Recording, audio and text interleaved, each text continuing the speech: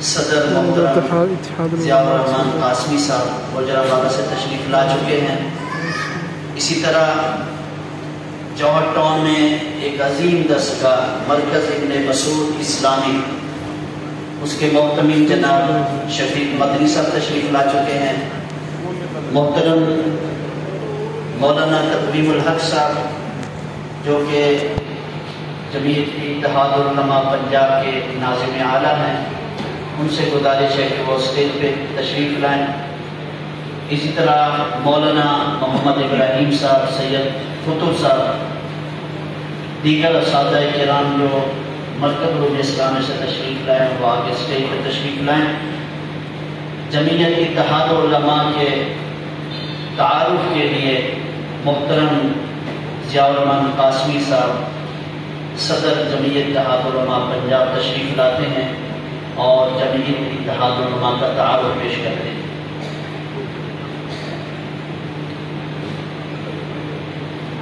الحمدللہ رب العالمین والصلاة والسلام علی سیدنا محمد وعلی آلہ واصحابہ اجمعین۔ اما بعد فاعوذ باللہ من الشیطان الرجیم، بسم اللہ الرحمن الرحیم۔ واعتصموا بحبل اللہ جمیعا ولا تفرقوا، صدق اللہ العظیم۔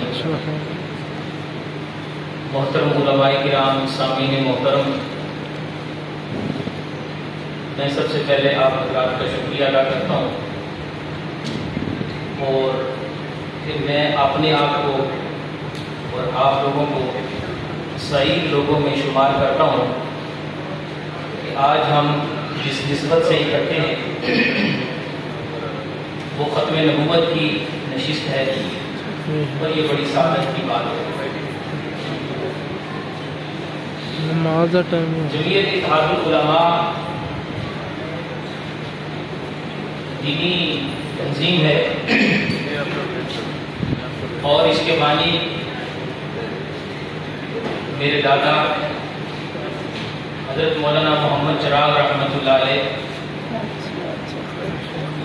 انہوں نے مولانا گلزار احمد مظہری رحمۃ اللہ علیہ اور مفتی سیاح الدین کاکخیل رحمۃ اللہ علیہ، ان بزرگوں نے اس تنظیم کی بنیاد رکھی اور اس وقت اس تنظیم پر چھتری اور سایہ شفقت وہ میرے مربی و محترم ولی کامل حضرت شیخ الحدیث حضرت مولانا عبد المالک صاحب دامت برکاتہم العالیہ، ان کی قیادت میں، ان کی سرپرستی میں اور ان کی ہدایات کے مطابق ہم ناکارہ لوگ یہ کام کر رہے ہیں۔ سامعین محترم، میرے دادا 1920 میں دارالعلوم دیوبند سے فارغ ہوئے اور وہاں سے فراغت کے بعد جب وہ پاکستان تشریف لائے، پاکستان بنا، تو انہوں نے اس چیز کو محسوس کیا کہ دارالعلوم دیوبند کا فکر کا ایک اپنا منہج ہے اور وہ وہاں سے پڑھے ہوئے تھے، لیکن انہوں نے اس بات کو محسوس کیا اور پھر اللہ تبارک و تعالیٰ نے ان کی رہنمائی فرمائی۔ وہ اپنے ایک شاگرد کے گھر میں قیام پذیر تھے اور یہ 1935 کی بات ہے، پاکستان کے قیام سے پہلے کی بات ہے۔ وہ اپنے شاگرد کے گھر قیام پذیر تھے کہ ان کو رات کو خواب آئی کہ بادشاہی مسجد کا ایک مینار شہید ہو گیا ہے اور اس کو ایک ہی مزدور اور مستری تنے تنہا اس کو ٹھیک کرنے کی کوشش کر رہا ہے۔ وہ کہتے ہیں کہ میں خواب میں چلتا چلتا اس مستری کے قریب گیا تو میں نے دیکھا کہ وہ سید ابو الاعلیٰ مودودی ہیں رحمۃ اللہ۔ دادا جی کا پہلے تعلق احرار کے ساتھ تھا اور کانگریس کے ساتھ تھا، لیکن وہ کہتے ہیں کہ جب اللہ تبارک و تعالیٰ نے مجھے یہ خواب دکھلایا اور اس کے بعد میں نے سید رحمۃ اللہ علیہ کے لٹریچر کو پڑھا تو میں اس نتیجے پہ پہنچا کہ اللہ پاک نے میرا شرح صدر کر دیا ہے اور مجھے 100% اطمینان ہے کہ اگر میری جو محدود زندگی ہے اس کے اندر اگر کوئی بندہ حقیقی طور پہ اسلام اور دین کا کام کر رہا ہے تو وہ سید ابو العالیٰ مودودی رحمۃ اللہ علیہ، اور وہ ان کے ساتھ جڑ گئے اور پھر تفہیم القرآن کی اصلاح کے دوران سید مودودی رحمۃ اللہ علیہ کا ان کے ساتھ تعلق رہا، اور تفہیم القرآن کی جب تقریب رونمائی ہوئی تو اس وقت جو فلیٹیز ہوٹل میں پروگرام ہوا اس کی صدارت کی حضرت دادا جی مولانا محمد چراغ رحمۃ اللہ علیہ نے فرمایا۔ اس کے بعد علماء کی یہ تنظیم اور علماء کو جوڑنے کی یہ جو کوشش ہے وہ چونکہ سید ابو العالیٰ مودودی رحمۃ اللہ علیہ کی مسالک کے اندر رواداری کے قائل تھے، اور دادا جی رحمۃ اللہ علیہ نے بھی جمعیت اتحاد العلماء کا ان دو بزرگوں کے ساتھ مل کے پلیٹ فارم بنایا کہ ہر بندہ اپنے مسلک پر قائم رہے، لیکن جہاں پر دین اور اجتماعیت کی بات ہو وہاں پر ہم لوگوں کو ایک ہو جانا چاہیے۔ لہذا جمعیت اتحاد العلماء کا قیام عمل پذیر آیا ہے، اور الحمدللہ اب یہ ملک گیر تنظیم حضرت شیخ الحدیث دامت برکاتہم کی سرپرستی کے اندر پورے ملک کے اندر مختلف مکاتب فکر کے علماء کو جوڑ رہی ہے اور ان کو پلیٹ فارم مہیا کر رہی ہے، اور یہ لوگ مل کے یہ سارا کام کر رہے ہیں۔ اللہ ان کی مساعی جمیلہ کو قبول فرمائے۔ ختم نبوت کے حوالے سے بانی جمعیت اتحاد العلماء کا مختصر 2-3 منٹ کے اندر میں ذکر کر دیتا ہوں۔ میرے دادا جی دیوبند کے شیخ الحدیث محدث اعظم حضرت سید انور شاہ کشمیری رحمۃ اللہ علیہ کے براہ راست شاگرد تھے، اور میرے والد محترم کا نام بھی محمد انور انہوں نے اپنے استادوں کی نسبت سے رکھا، حضرت شاہ صاحب رحمۃ اللہ علیہ۔ جن لوگوں کی حضرت شاہ صاحب پر نظر ہے اور ان کے کام کو سمجھتے ہیں، سید انور شاہ کشمیری رحمۃ اللہ علیہ ان کے مزاج کے اندر 2 چیزوں کا غلبہ تھا، ایک علم حدیث کی خدمت اور دوسرا ختم نبوت کا مشن۔ ختم نبوت کے مشن کے بانی سید انور شاہ کشمیری رحمۃ اللہ علیہ، اور ان کے پوتے میرے جاننے والے ہیں ابو عبداللہ انور اب دیوبند میں ہوتے ہیں، وہ مجھے بتا رہے تھے کہ دادا جی مہاتما گاندھی سے نہیں ملتے تھے، پر دادا جی مہاتما گاندھی سے نہیں ملتے تھے، لیکن سید عطا اللہ شاہ بخاری کا کہیں پتہ چلتا تو سفر کر کے ان کے پاس ملاقات کے لیے جاتے، تو ان سے پوچھا گیا کہ آپ اس کی کیا وجہ ہے، تو انہوں نے بتایا کہ اس کی وجہ یہ ہے کہ عطا اللہ شاہ بخاری ختم نبوت کا کام کر رہا ہے، اور اس نسبت سے میں ان کا احترام بھی کرتا ہوں اور ان کا خیال بھی رکھتا ہوں۔ دادا جی رحمۃ اللہ علیہ نے بھی حضرت شاہ صاحب کی جو ملفوظات ہیں ترمذی شریف کی شرح ہے اس کو الرف الشدی کے نام سے مرتب کیا، اور حدیث کے اندر وہ ایک بنیادی کتاب ہے۔ اسی طرح رد قادیانیت کے اندر جمعیت اتحاد العلماء کے پہلے صدر نے چراغ ہدایت کے نام سے کتاب مرتب کی، جو اس وقت قادیانیت کے رد کے اندر ایک انسائکلوپیڈیا کی حیثیت رکھتی ہے۔ میں اللہ کے حضور دعا کروں کہ اللہ حضرت شیخ کا سایہ ہم کو سلامت رکھے، تا قیامت رکھے، صحت کے ساتھ عافیت کے ساتھ۔ اللہ سے میں اپنے لیے اور آپ کے لیے عمل کرواؤں۔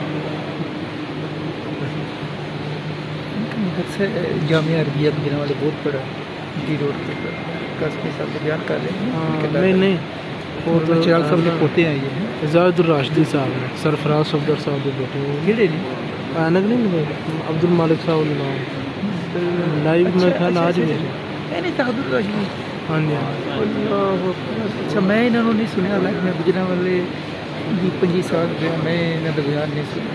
اچھا یہ بیٹا کا مار خان ناصر تھوڑا پٹری تو لتھے ہوا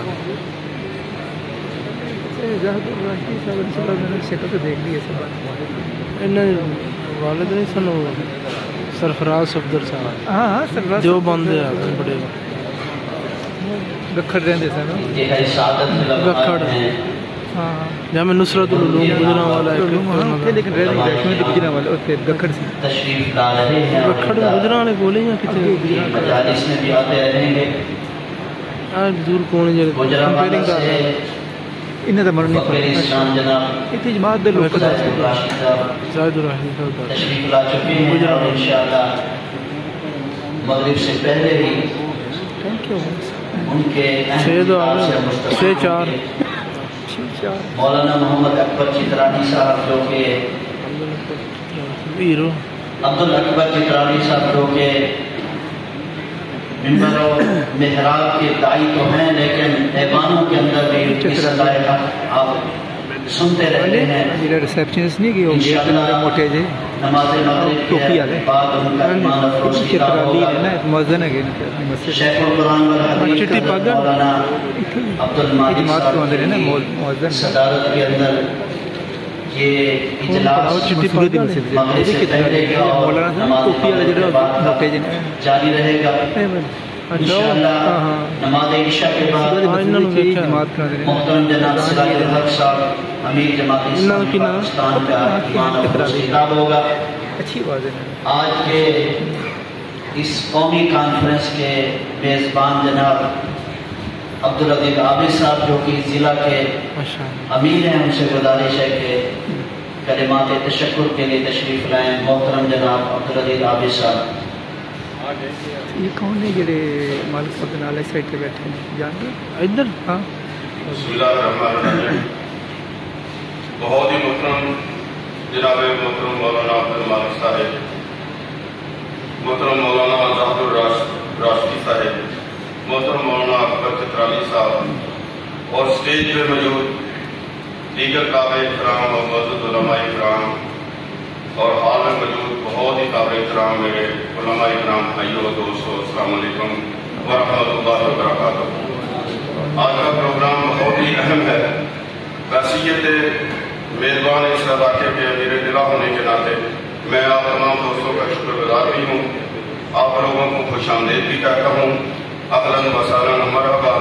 یہ میری اور آپ کی خوش بختی ہے کہ آج کے اس انتہائی اہم اور ایسا پروگرام جس کی اہمیت کا اندازہ یہ ہے کہ اس موضوع کے اعتبار سے اگر کوئی کسی آدمی کے ذہن کے اندر تھوڑی سی بھی خلش ہو, تھوڑا سا بھی شک ہو, تو سچی بات ہے وہ اپنے ایمان کا جائزہ لے. لہذا میں آپ تمام حضرات کو خوش آمدید بھی کہتا ہوں اور آپ لوگوں کا شکریہ بھی ادا کرتا ہوں.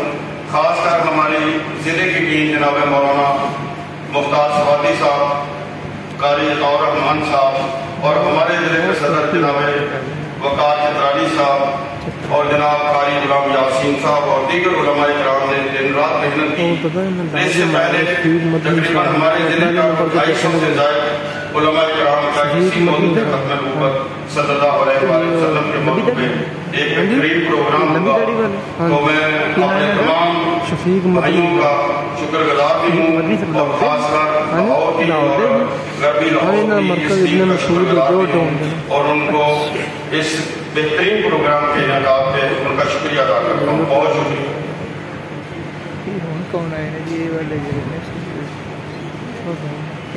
مرکز علوم اسلامیہ کے اساتذہ کرام کی قیادت میں ایک بڑا قافلہ یہاں پہنچا. مولانا محمد معروف صاحب تشریف فرما ہے, وہ اسٹیج پہ تشریف لائیں.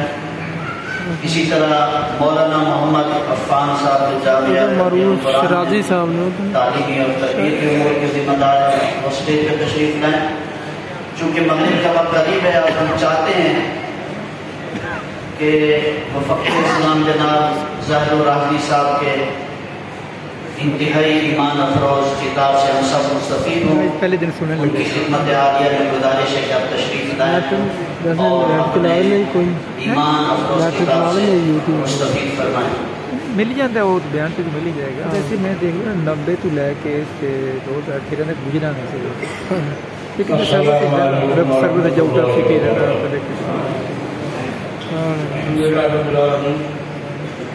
والصلاة والسلام على سيد الرسل وخاتم النبيين وعلى آله وأصحابه وأتباعه أجمعين أما بعد. اسلامی پاکستان کا اور جمعیت اتحاد العلماء پاکستان کا شکریہ کہ آج کی اس اہم محفل میں علماء کرام کے ساتھ اور بزرگوں کے ساتھ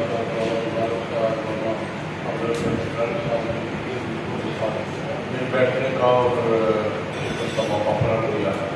میرا بات ہمارے دل بیٹھنا ہمارے لیے دینی جدوجہد کے لیے، ملک کے لیے، قوم کے لیے بارہ کانفرنس کے حوالے سے کے حوالے سے آج 7 ستمبر کو جو تفصیلی گفتگو کے بغیر 2-3 باتیں نکات کے طور پر کرنا چاہتے ہیں. پہلی بات یہ 74 یہ فیصلہ ہوا تھا. فیصلہ تو سر علماء امت نے پہلے سے کر رکھا تھا.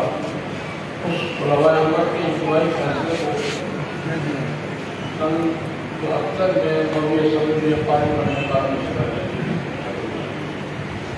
اس کو نصف صدی ہو گئی. میں ایک ایسی بات تحریک ختم میں کام کرنے والی جماعت کو اختیار سے کرنا چاہوں گا. میرے خیال میں 50 سال صدی کی اپنی کارکردگی کا جائزہ لینا چاہیے. کیا گویا کا پہلی بات اپنا سمجھی کارکنوں مل رہا 74 کی طریقے ضرورت سے اپنے طریقے سے ضرورت ہے. ہمیں اپنی صدی کا جائزہ لینا چاہیے اور پھر بیٹھ کر یہ ہم نے مقاصد کتنے حاصل کیے ہیں، کون سے رہ گئے ہیں، کہاں خلا ہے، کہاں رکاوٹ ہے. پہلی گزارش جو علماء میں ہوا ہے یہ تفصیل یاد کرنے کی ضرورت ہے. ہمیں اپنی اس صدی کی کارکردگی کا اثر نہ ہو جائے. ہم بہت سے کام نہیں کر سکے، وہ نہیں کر سکے. ہمیں قادیانیوں کے طریقہ کار سے واقف ہونا چاہیے. ہمارے کام کے میدان مجھے ایک آدمی کو کر کے محسوس ہو رہا ہے. ان کے کام کے دائرے اور ہیں، ہمارے کام کے دائرے اور. جن دائروں میں وہ کام کر رہے ہیں، جس لیول پر وہ کام کر رہے ہیں، ہم وہاں پوری طرح مختلف نہیں ہیں. دوسری بات یہ کی ہے قادیانی بڑے متحرک نے تبلیغ قادیانی ان کے کام کا لیول اور اس کو سمجھنا چاہیے اور ان کو سامنے رکھ کر اپنی ترتیب بھی، زبان بھی، لہجہ بھی اور اپنے مطالبات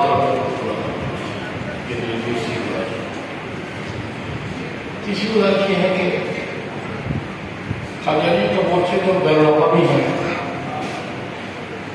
اصل مورچے ان کے قادیانیوں کی جو ہے وہ ہے یورپی یونین ہے، جنیوا ہیومن رائٹس کمیشن ہے، ایمنسٹی انٹرنیشنل ہے، IMF ہے، عالمی ادارے ہیں جہاں سے وہ سپورٹ حاصل کرتے ہیں،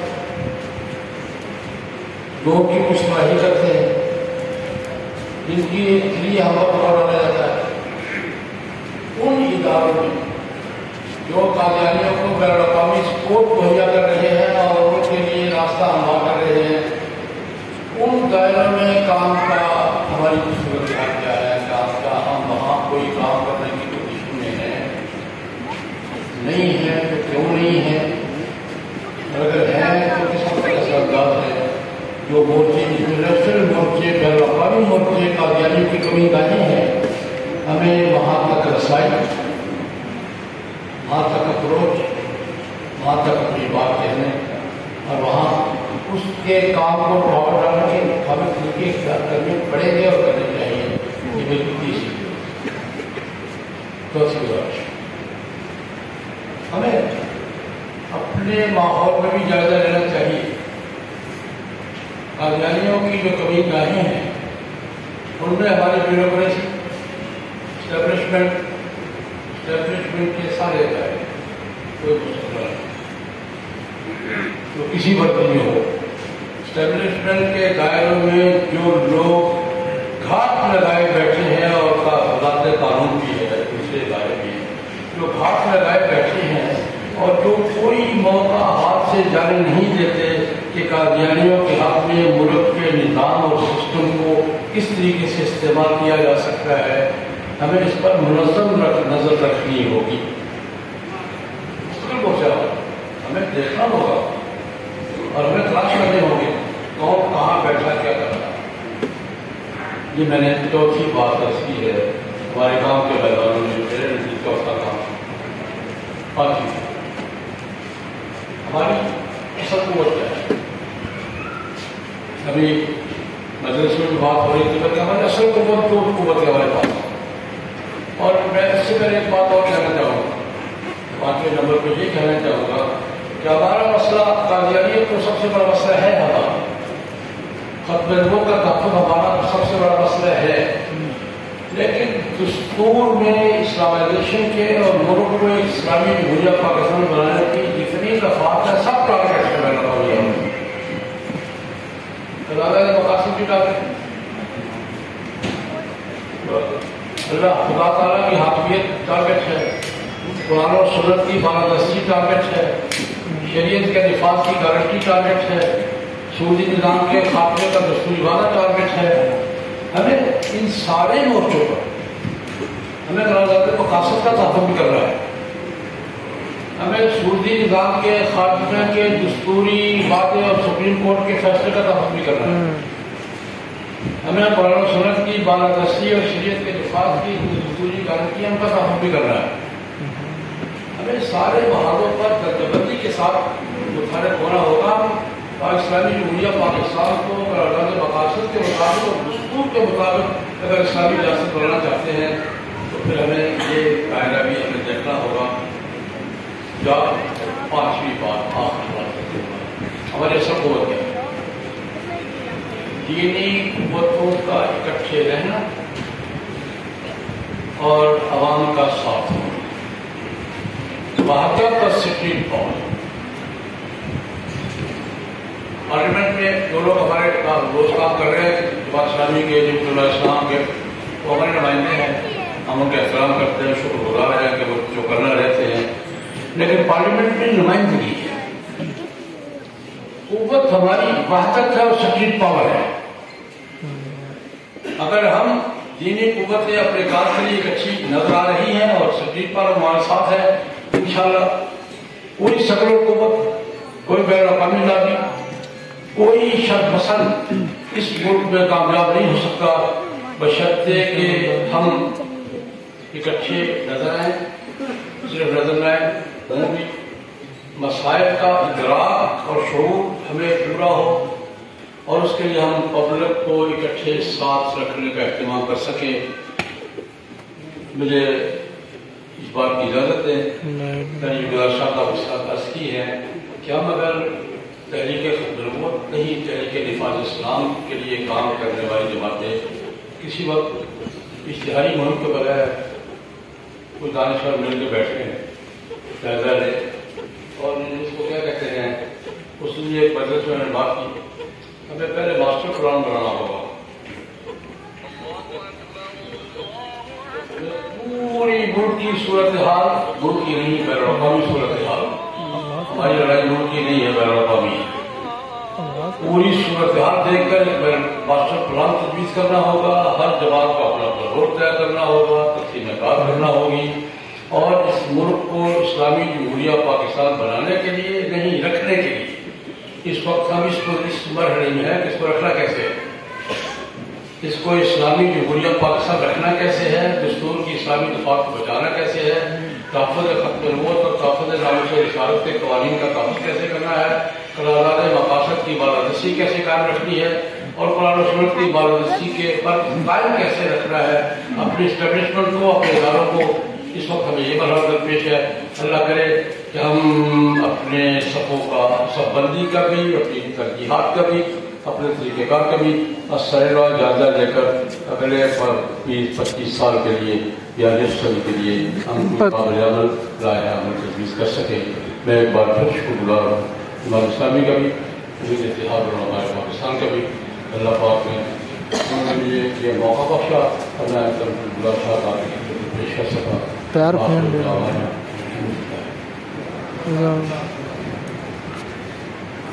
दान होना किसी सफदर जाओ सफकी ना सफदर सरफराज सफदर ने गालिब साहब। हाँ सफदर सफदर। हमारे इस मजलिस में मोहतरम जनाब खालिद अहमद भट्ट साहब जो